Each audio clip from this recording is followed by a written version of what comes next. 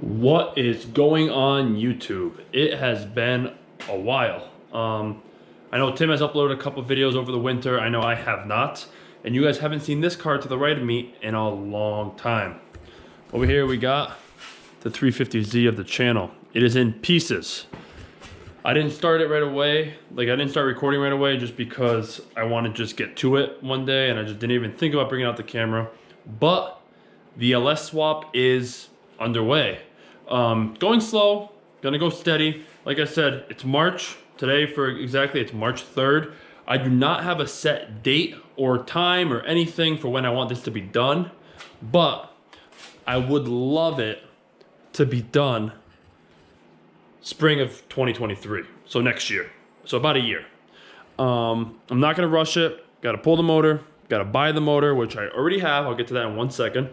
Gotta buy the motor, gotta buy the swap kit, and gotta do all that. Gotta sell this, gotta do it. I wanna paint the engine bay. If not paint it, at least clean it up very nicely. I wanna touch up some stuff. I wanna get new suspension. Right now, if you guys remember, which is a long time ago, we do still have Raceland Coilovers, which, to be honest, they did the job.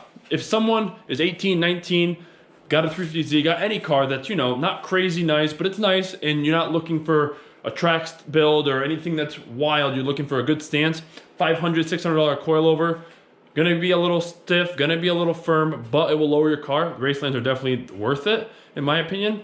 But back to the build, I will be getting new coilovers. I am thinking either Fortunatos or BC coilovers with Swift springs. So that's down the road, but I just wanted to let you know. That is why the tires are off, because in my opinion, you don't need to take them off to do the swap, but it does let it get a little bit easier to get to the front bumper stuff, the fender liners, and eventually the coilovers will be swapped, so that's good. To get into the build a little bit, as you can see, the VQ is semi not put together, I guess. The wiring harness is completely off the ECU. It goes through here, if you guys know, down here through the firewall and through the hole into the passenger side underneath. I already undid all of that, so this is free. If anyone's doing this swap and they want details, there's plenty of videos out there, but I recommend doing it like this, only because if you think about it, if you want to do it the opposite way, you're going to be undoing sensors, wires, cam sensor, knock sensor, MAF sensor, all these, the coil packs, everything. Like this, you pull it out, put it on top of the engine, and that's it. Obviously, you have tubes and whatnot, but the actual wiring itself is all on the block now, and you don't have to deal with everything in between. You can deal with it once it's pulled. So with that being said, today, like I said, it's the 3rd, March 13th. We will be buying a motor. To give you a little background story, one of my buddies, God bless him, is helping me out. He's getting me an L76 LS. It's the upgraded LS2, so it's the Gen 4 version of the Gen 3 LS2. Out of a Pontiac G8, and it's the older one. I think it's the 2009, so it does not have the DOD, which I'm not too knowledgeable about that, but basically they have like an economy thing that kind of lets you get better fuel economy. It shuts off 2 cylinders, so instead of the V8 being 8-cylinder, it turns down 2, and it's only a V6. We do not have that in this motor, so we don't even have to deal with swapping it, doing a DOD delete, all that stuff. It is completely not something that we have to worry about. So with that being said, I'll kind of go over what we already did. This is going to be a part 1 of 10, 20, 30 parts. I don't even know. It's just going to be an update as I go. As I do stuff, I'll pick up the camera. Nothing's going to be step by step. Maybe once I have the VQ out, I'll show you kind of what we do with the VQ. I'll kind of show you what we do with the tranny, what we do with the L76 coming in. But I'm not going to show step by step, unplug this, unbolt that, only because it's been done. It's been done hundreds of times on YouTube. Crooked Crown Motorsports, good guy. He's good friends with Mike, if you guys know him with the 350Z world. He puts out amazing videos on this type of stuff.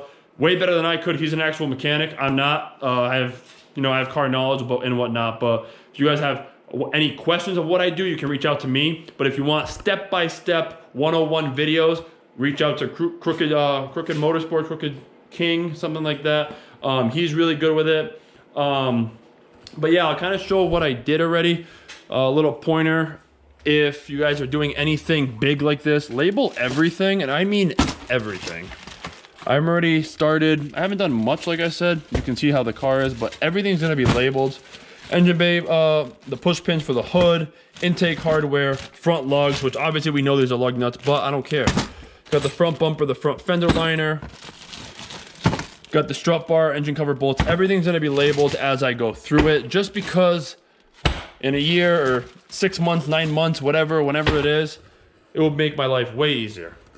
So with that being said, it's kind of the list that I got going right here. I'll read it to you.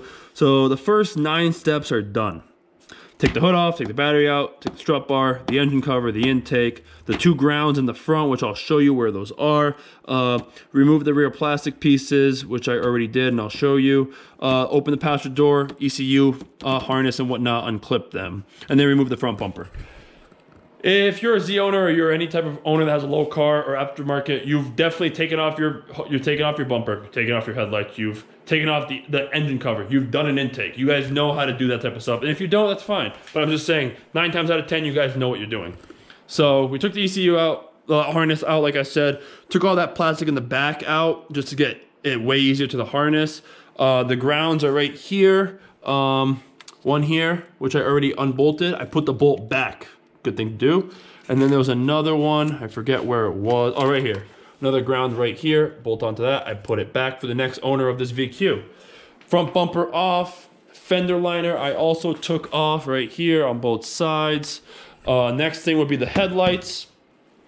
Bolt up top, a couple bolts underneath. Next would be the strut, the bash bar up here. A couple bolts on both sides. And then we'll get to the whole radiator support. We're gonna pull this out so that we can get the motor out, pretty much. Another thing I'm a little worried about, I wouldn't say worried, but I don't know, we'll see type of thing. I have a hoist right here. I did get the smaller one. I got the max 1 ton, so half ton is where I'm probably gonna be keeping it, which if we know 1 ton is 2,000 pounds, so half a ton is 1,000 pounds. Should be plenty. I didn't want to buy the 2 ton just because it is in my garage and it is taller and whatnot, and now that I can see how much room I actually have, I probably would have been able to buy the 2 ton. It was double the money, so, you know, I got this one. I think it will be good, and it takes up a little bit less space. So with that being said, I'll put you guys up and just put you on a little time lapse. I'll get the bash bar out, headlights, and maybe finish taking the intake out, and then I'll update you guys.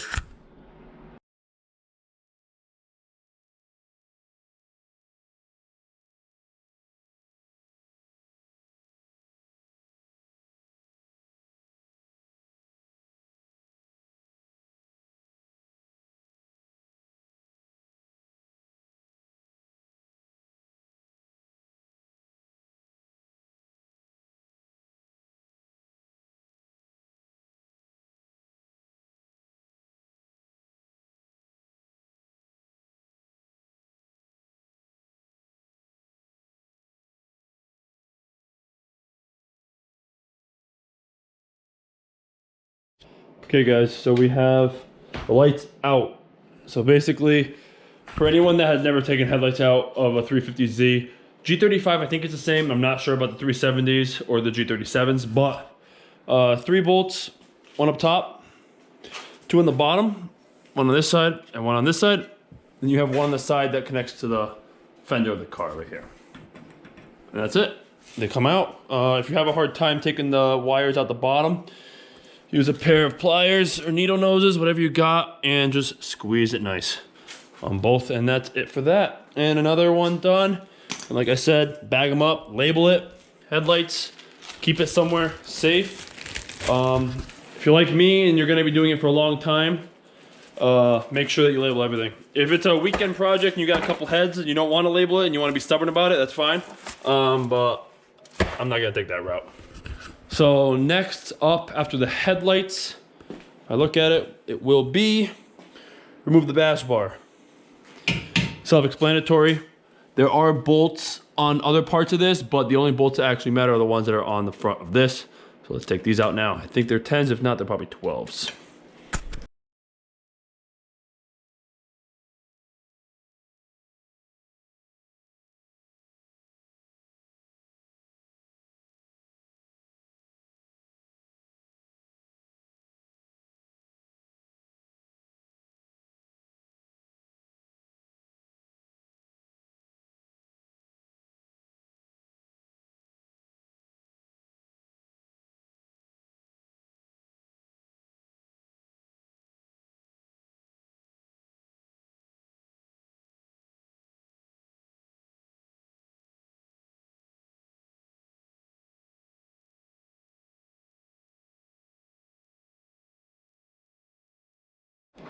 So the bash bar is out. Another bag labeled. So just to throw it out there now that I have it out, you got 2 on the bottom, 2 on top. They're all 12s, and you have one more on the top, which is a 10, and one more on the bottom, which is a 10 for both sides. It will look like this after you take it out, and now I can take my intake tube out because it's a low intake, so it has to go through the frame like that, or through the support, I should say. So there you go. A goal of mine, which should be a goal of anybody that's doing something like this, or anything on your car that is timely. I wouldn't say, you know, doing a small project, but something this big, stay organized. So I'm gonna take about 5 minutes right now and just organize myself, and I'll be right back. So I put everything away, as you can see. Make sure that, obviously I'm in a garage, so I have a decent amount of room. I wouldn't say anything crazy. I have the other cars, my other car and my mother's car outside. So that's the only downside is we live in New England, so obviously rain, snow, whatever, the other cars are gonna get hit with it. It is what it is. But if you have room, make sure you keep it organized. For the bumper right here, bash bar intake, I'm gonna be selling that. If any of you guys see this video and you want it, let me know. It's an InJet intake, the long tube. It's like $400 brand new. I think I'll give it away for 200 bucks. But got that. Fender liners, front tires, and then the whole engine bay, and then the hoist. Obviously, as more parts come, I will keep it even more organized. Once the motorcycle is up and about, I'll keep it a little bit more out of the way. So I'll have this whole wall. Windows, once they get installed, will be out of the way. So I'll have this entire wall. So I should be good. Obviously, the engine's gonna take up the most space, but hopefully I take it out and I sell it and get the hell out of here. But yeah, the next thing is disconnect radiator support, power steering cooler, move to passenger side. So now it's time to take this stuff apart. This is the first part that I'm a little worried about. When I say worried, I'm not stressed about it. I got all the time in the world, but this is something that I've never actually done. I've never taken off this entire thing. So it's about to get a little interesting. So I'm gonna start undoing this. I'll time lapse it. Time lapse might have to be edited down because it might take a while, but catch you guys in a bit.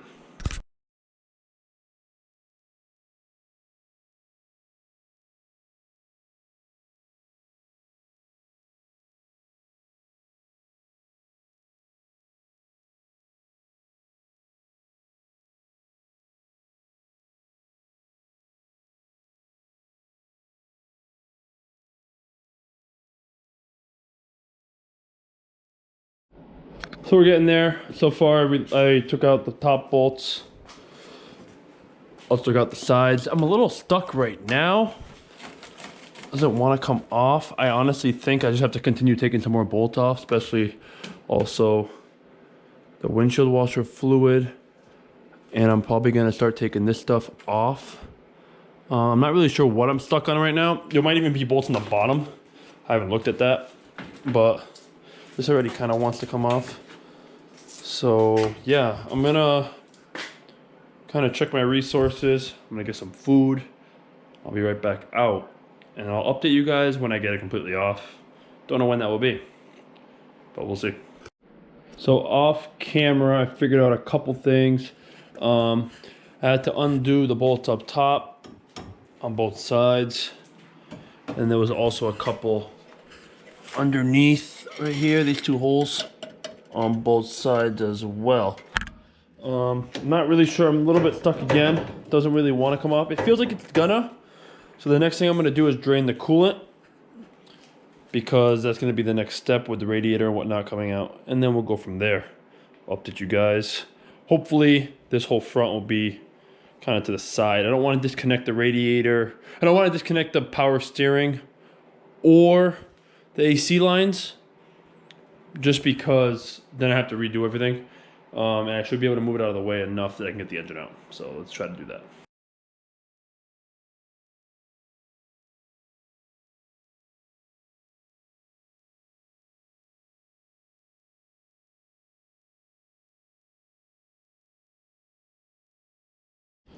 Coolant is draining. For those that have never done coolant, me personally, this is my first time ever touching it. I've always added and whatnot, but I've never actually drained. Obviously the radiator and all that's in the front, so the drain's gonna be on the front. The hose right here, so we're just letting it drain out now. It's doing its thing, it's peeing out. So that's good. As of right now, I haven't decided yet, but I think I'm going to leave the oil in the engine. I'm not sure yet, but that's what I'm thinking. And then I gotta get the alternator and all that off, because I will be using this stuff. But I'll probably only get all this off once it's out of the car fully. But yeah, once the radiator is fully drained, I'll pull the radiator first before pulling the support, I think. We'll see though.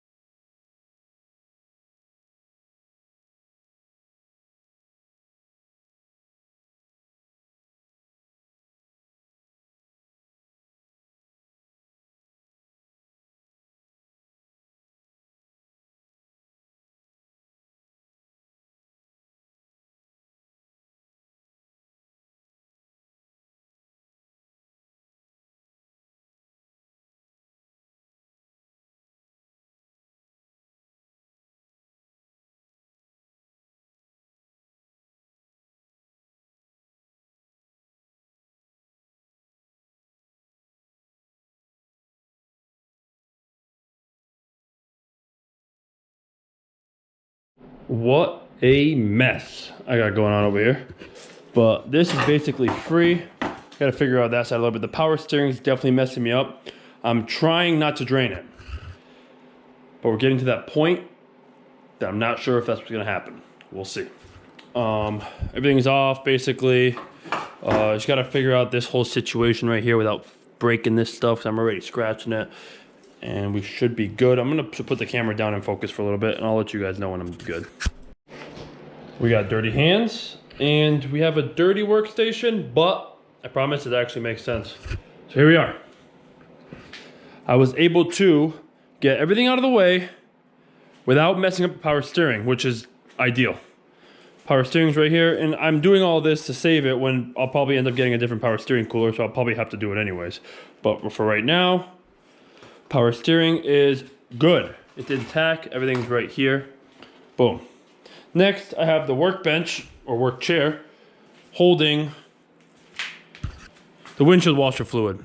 Me personally, I don't want to use this, but in order for me to pass inspection in Massachusetts, I have to run it. So, we have that. All this is good. I know it looks like crap, but I'll get something different besides a chair. But that's good. This is good, out of the way, and that's what matters. Next up will be to get rid of the radiator. Obviously, the radiator is here. Got the fans. You got all the AC line stuff that we cannot mess with. So that will be the next project. I'm not going to start it right now. I'm going to end the video here. So it'll be part 1 of maybe 2 or 3 of getting the VQ out. Like I said, I'm doing everything by myself with friends coming over once in a while. But with that being said, I'll wrap up this video. I will be cleaning this up as much as I possibly can because I think I'm going to run this. I haven't decided if I want to run AC, so I might not run this, which will save me a lot of time and frustration. But then you have the problem with the Freon, so I have to figure that all out and see what we have to do with the Freon, because that's going to be a problem. I haven't really decided on the AC stuff. Like I said, I personally don't want to run it, but we also still have Freon in these lines, so that is something that we do have to take care of. But with that being said, I'll wrap up the video. I'll get this one out for you guys. Check out CD_350Z on Instagram. That will be where I'll be posting some stuff. Now that the winter is coming to the end, we'll be fully on this. We have the Speed 3 to do stuff, to do car content with. We have Tim's Type R to do content with. We got my girlfriend's Fiesta ST, who has Bilstein coilovers over there that we have to install. But yeah, stay tuned. Got a lot coming. Peace.